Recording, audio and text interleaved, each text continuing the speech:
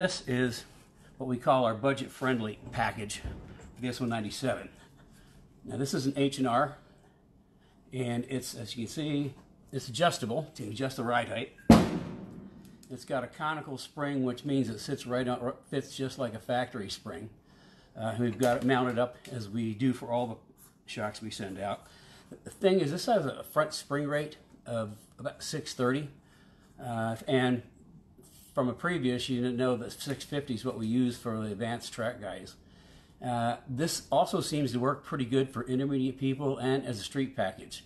And what the difference is that it's adjustable. The fronts are adjustable. It has like 12 clicks. So for the street, you'd want to click it pretty much all the way down, and for the track, you'd want to click it up. And the way that you want to know if you've got enough shock is if you're on track, it's all about control. If the car doesn't feel like it's got control, add a little more shock, and just add like one click at a time.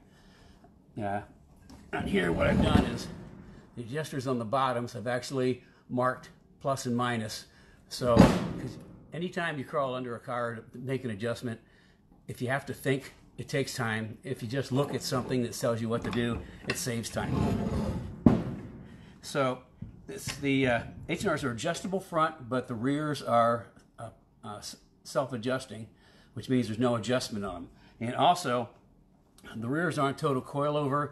The spring sits on this little perch, and you can see it's adjustable, so the rear spring is adjustable to match the front, so you can adjust your ride height.